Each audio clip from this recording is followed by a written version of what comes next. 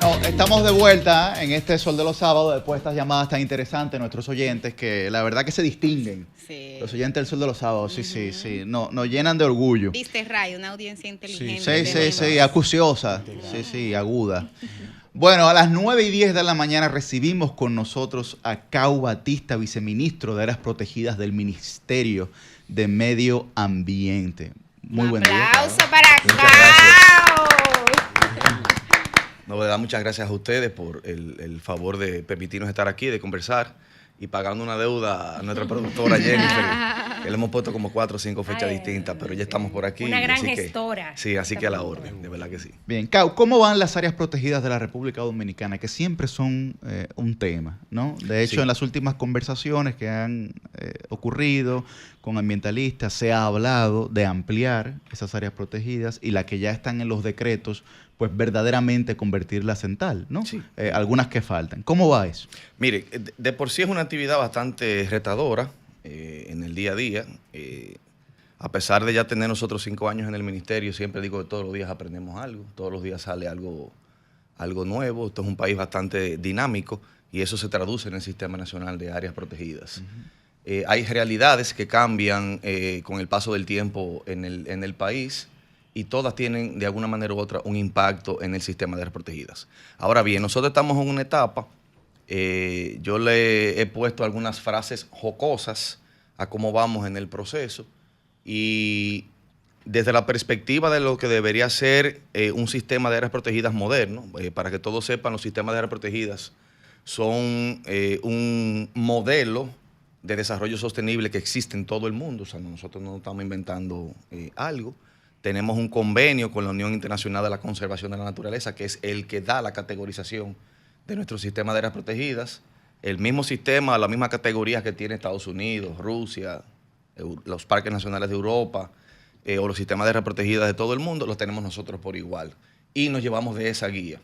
Y en ese sentido, entonces, hay una especie de diagnóstico, todos como miembros de la UICN, de más o menos cómo vamos cada uno de los países. Entonces, yo he acuñado una serie de frases. Por ejemplo, ahí nosotros tenemos áreas protegidas que están en la época de Trucutú. ¿No se acuerdan de Trucutú? Un paquito arcaico Se te que cayó tenía un la garrote. cédula, Cau. Un garrote aquí atrás. No lo niego. Un garrote aquí atrás y que las cosas se resolvían así. Y ese es el papel que tocan esas áreas protegidas que tienen una gran antropización, que tienen muchas amenazas, que el Estado nunca resolvió este problema y nosotros estamos en esa fase de policía ambiental. Hay otras áreas protegidas que ya están más tranquilitas, que tienen un buen sistema de gestión, que cuando le hacemos los análisis de medida efectiva de conservación sacan muy buenas notas, por encima incluso del promedio de áreas protegidas internacionales. Y entonces esas están, digamos que las tenemos bien administradas. Entonces, yo he acuñado la frase de la sistematización del sistema. Oiga, porque el SINAP es un sistema. Sí, claro. Entonces, estamos tratando de establecer un estándar donde de la categoría de protección más estricta, que son nuestras reservas científicas y biológicas, hasta la más laxa o la más flexible, que son las áreas de recreo, reservas forestales y demás, sea todo lo mismo a nivel de la gestión. O sea, que nuestros sistemas de guardaparques tengan la más mínima utilería para poder operar, que tengan una caseta decente, que estén debidamente capacitados, que estén armados, que estén entrenados para manejar situaciones de conflicto, porque ese es el día a día que tenemos en nuestro país. Porque los guardaparques no son civiles, ¿verdad? Son todos miembros del CEMPA. No, el CEMPA tiene alcance a nivel nacional y entra a las áreas protegidas cuando nosotros le solicitamos una intervención. Por ejemplo, nuestros guardaparques hacen diario por obligatoriedad, o sea, está diseñado. ¿Son civiles? Sí, en su inmensa mayoría sí, aunque tenemos administradores que son militares y nos ayudan en la gestión del día a día, principalmente en las áreas protegidas más conflictivas. Cuando hacemos los patrullajes, se evidencian los ilícitos, eso genera un informe, un reporte y vamos armando los operativos. Porque ahora mismo tenemos una situación que estamos en proceso de rearmar. Ahí entonces que entra el CEMPA. Sí. Que para que la gente sepa que es el Servicio de Nacional de Protección Ambiental. El CEMPA tiene el control del territorio nacional. Ahora el Sistema Nacional de Áreas Protegidas, de acuerdo con el mandato de la ley, es una especie de jurisdicción especial que está bajo control del Ministerio de Medio Ambiente. Entonces ahí que hacemos las interacciones. Incluso lo podemos auxiliar, por ejemplo, en áreas protegidas marítimas, pedimos la ayuda de la Armada. Por ejemplo, Dunas de Baní tenemos un acuerdo con la Armada para vigilar dentro de las dunas de las calderas para evitar el tema de todas las tropizaciones históricas que ustedes conocen. Y así sucesivamente, en la frontera con Sierra de Bauruco, Sierra de Neiva, nosotros tenemos un acuerdo con el CEFRON. Y hay un centro de protección y vigilancia del Ministerio de Medio Ambiente que está cedido a los militares del CEFRON para que nos ayuden con el tema de los ilícitos ambientales y el tráfico de migrantes en la Sierra de Bauruco, dentro del Parque Nacional. Sigue siendo jurisdicción del Ministerio, pero con acuerdo entre instituciones. El CEFRON en este caso tiene vigilancia en esa zona. Millicent, sí. Cao, a calzón quitado, quiero que me respondas lo siguiente. Con todo gusto. Número uno, ¿cuál entiendes tú es el reto principal que tiene el Ministerio de Medio Ambiente y Recursos Naturales para el cuidado de las áreas protegidas? Y en segundo lugar, hay una percepción en la ciudadanía de que aquí hay sectores poderosos desde el punto de vista económico y político que están muy interesados en expandirse y construir en áreas protegidas, sobre todo por un fenómeno que hay ahora de tener viviendas ecoturísticas que sirven para vacacionar, pero que también se rentan en plataformas digitales. Correcto. Poco, ¿cómo lidia el ministerio con esa situación y qué garantías tú le puedes dar a la audiencia de Sol de los Sábados de que esa presión no pasará? Correcto. En primer lugar, el gran reto lo divido en dos. Yo creo que la amenaza principal en nuestro sistema de áreas protegidas es el desconocimiento general de la población. Y estamos muy empeñados en eso. Bueno, tú sabes, Dinlice, que yo duré muchos años desde sociedad civil con unos procesos de charlas y a través de la Coalición por la Defensa de las Áreas Protegidas, tratando de que la gente entienda de que si el SINAP, que así que las siglas le decimos, desaparece, simplemente tenemos que cerrar este país. Porque todos los servicios ecosistémicos, el agua con la que todos nosotros nos bañamos, con la que colamos el cafecito hoy, proviene de un parque nacional. En este caso, Río Nizao nace en Parque Nacional Valle Nuevo. Entonces, la protección efectiva de ese espacio territorial y la conservación de su elemento natural es la garantía de la vida y el desarrollo no de República Dominicana, de cualquier país. Y de ahí que somos tan enfáticos en reiterar de que eso debe ser intocable. Para mí esa es la primera amenaza. La segunda es que históricamente el Estado ha tenido abandono desde la perspectiva de la importancia que tiene el Sistema Nacional de Áreas Protegidas. Y quiero aquí resumir algo brevemente, que por fin creo que esto lo estamos cambiando. Ustedes saben que el presidente ha dado unas declaraciones muy contundentes y estamos trabajando, ya hemos tenido varias sesiones de trabajo en ese sentido, y hay un grupo de viceministros y de otros funcionarios fijos con esto trabajando, con la meta de duplicar el Producto Interno Bruto para el 2036. Ahora bien,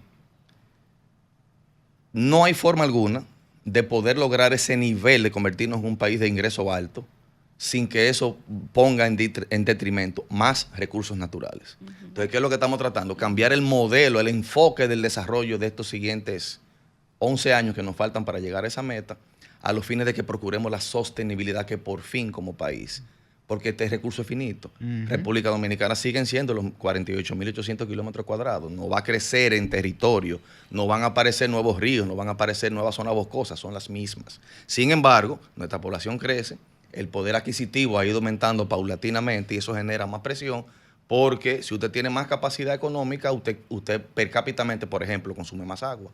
Usted per cápita genera o libera más carbono y eso genera un impacto de manera sucesiva.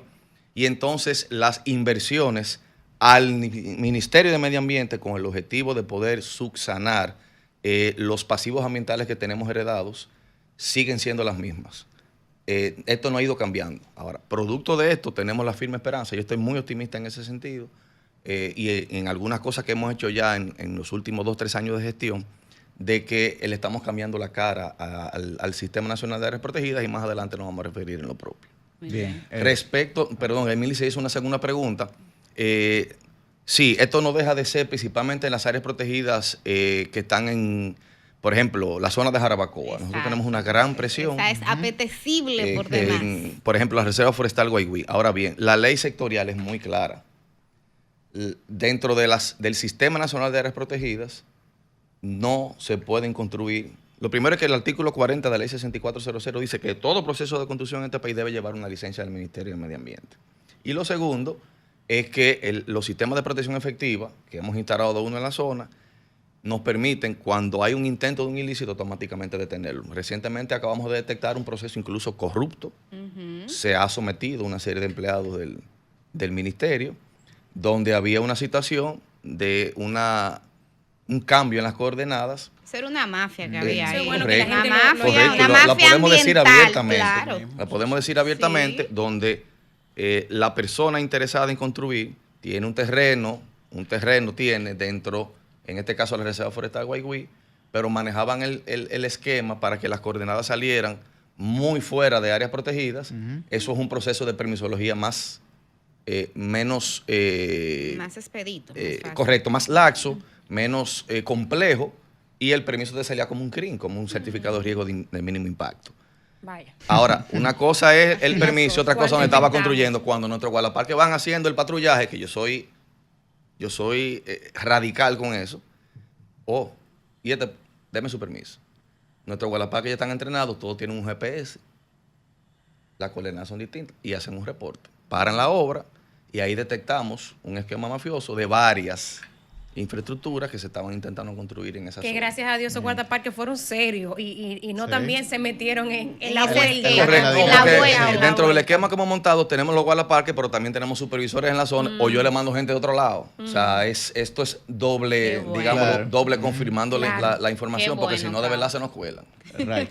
A eso mismo íbamos y Imagínate. bienvenido, señor viceministro. Justamente en estos últimos años han habido muchos casos de corrupción en torno al ministerio. El anterior ministro, Miguel Seara Hatton, estableció como una forma de parar o de mitigar este tipo de actos de corrupción haciendo comité de comanejo de las áreas protegidas. Sí. Ahí está el comité de comanejo de la Loma Siete Picos, ahí está el comité de comanejo de varias áreas. ¿Por qué esta gestión no ha emulado, no ha seguido este tipo de políticas que fueron muy buenas, aliadas a la sociedad civil, para evidentemente evitar este tipo de actos de corrupción? Sí, es todo lo contrario. Nosotros estamos continuando lo propio. Ahora bien, ¿qué hicimos? En todo proceso de cambio, en una gestión, se hace un esquema de revisión con el objetivo de corregir o detectar puntos de mejora que nosotros entendemos que deben ser así, que deben ser alineados entonces con los pilares de la gestión del ministro Paino Enríquez. En eso hemos continuado. Yo he estado recorriendo todo el territorio nacional con el objeto de hacer los cambios pertinentes y al mismo tiempo seguir entonces promulgando el esquema de coadministración de las áreas protegidas entre la sociedad civil y entre el Estado Dominicano. Y quiero poner el siguiente ejemplo.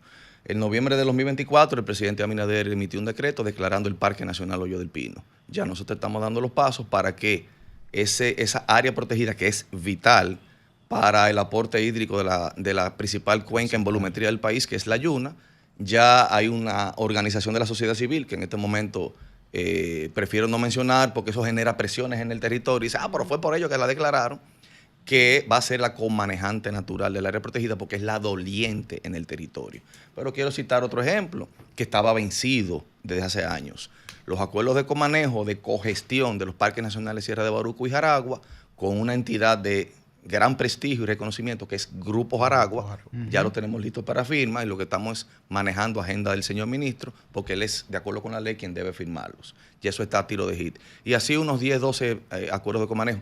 Hay otro histórico también que nos dio muchos dolores de cabeza y no lo pudimos resolver y ya está resuelto. Es Parque Nacional El Morro, que incluso el ministerio estaba en una situación muy compleja en la provincia, dada las diferencias con los grupos ecológicos y el liderazgo ambiental de esa provincia, y ya está resuelto. Entonces, en los siguientes meses, creo que estamos firmando unos 12, 14 acuerdos de cogestión, con unos puntos de mejora que consideramos son vitales para que el doliente pueda accionar en el territorio, porque nosotros tenemos algunos acuerdos de comanejo, y quiero ser respetuoso en ese sentido, porque soy muy respetuoso, yo provengo de sociedad civil, donde hay muchos que lo que están es de pantalla. Y sacan beneficio de lo propio, porque si yo manejo esto te da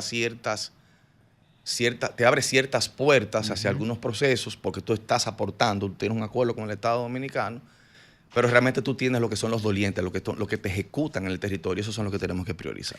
Pero vamos a continuar con todo esto. Y también otro punto muy importante, y es un abandono histórico que tenemos como Estado. La ley, la sectorial de áreas protegidas, 202-04, manda que El documento diagnóstico que permite administrar adecuadamente el área protegida es el plan de manejo. Apenas nosotros no tenemos 20 planes de manejo. Yo estoy totalmente enfocado en reformular todo esto. Ayer teníamos una reunión muy importante porque estamos contratando una asesora a esos fines, una consultora, porque el ministerio no tiene las capacidades. Y nosotros tenemos 134 áreas protegidas. Para que ustedes vean la brecha de trabajo que tenemos en ese sentido. Entonces, ¿qué sucedía en el pasado? Bueno, algunas cosas que hemos escuchado era que como el área protegida no tiene el plan de manejo, yo no puedo otorgar ningún tipo de permiso. Eso no está bien, porque la ley te dice a ti en la categorización cómo tú tienes que administrar el territorio. Entonces también estamos muy empeñados en lo propio. Cau, Sí, a la orden. el inicio de tu intervención estuvo marcado por una acotación que hiciste sobre el desarrollo sostenible. Sí. Las áreas protegidas buscan, de acuerdo a los parámetros internacionales, el desarrollo sostenible. Aquí hemos visto que diferentes áreas protegidas han sido de alguna manera pellizcadas para poder impulsar el desarrollo, porque Correcto. es necesario. Y corrígeme por favor si me equivoco, en la autopista nordeste Juan Pablo II Sí. hubo que atravesar el Parque Nacional de los Haitises. Así es. Evidentemente esto habrá sido a 2000 partir de un estudio. 2011. En el Parque Jaragua, donde está Bahía de las Águilas, habrá que ver cómo se ha manejado el tema del desarrollo de Pedernales, qué Sí. nivel de cercanía tiene, si hay algún nivel de pellizquito al Parque Nacional. Y bueno, luego hablamos de la carretera Cibao Sur, que no se ha diseñado, se ha planteado, pero no se ha hecho, que también tocaría áreas protegidas. Un tema muy importante es. Entonces, si a lo largo del desarrollo, si a lo largo de los años el desarrollo va a ir tocando pequeñas porciones de las áreas protegidas, sería bueno explicarle a la gente si las áreas protegidas tienen vocación de expansión, en el sentido de que vamos pellizcando algunas áreas, pero las vamos ampliando por otro lado o vamos creando otras áreas nuevas, porque a este ritmo podría llegar el momento donde no tengamos suficiente protección sobre nuestros recursos naturales. Correcto. ¿Cómo funciona el sistema en cuanto a ese aspecto? Sí, mire, de verdad es una pregunta trascendental. Lo primero es que hay gente que entiende que por haber construido esas carreteras no ha pasado nada en esa zona, en esas áreas protegidas. Sí, nosotros tenemos un problema grave en los Haitises, particularmente el lado oeste, porque esa carretera que cortó más o menos 10 kilómetros de la zona núcleo del área protegida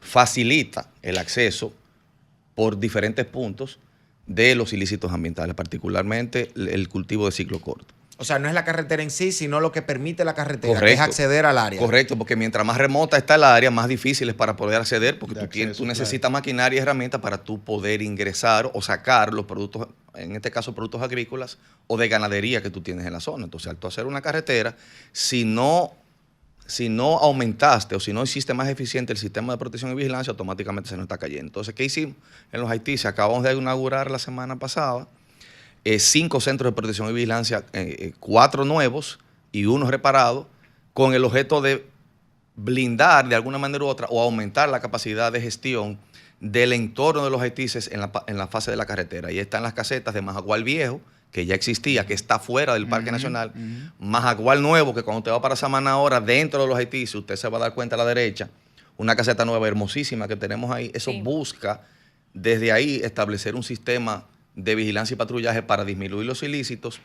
Y luego, ya cercanos al peaje de Guaraguao, tenemos 2 casetas nuevas, Laguna Cristal hacia la derecha, hacia el este, muy pegadita con humedales del Bajo Yuna del Parque Nacional, y Los Contreras o la mina, le decimos así porque ahí había una antigua mina dentro del Parque Nacional, que hicimos una caseta por ahí para evitar ese tipo de ilícitos. Claro. Entonces acabamos de inaugurar esto y lo que estamos tratando es donde llega la antropización, bloquear y disminuirla.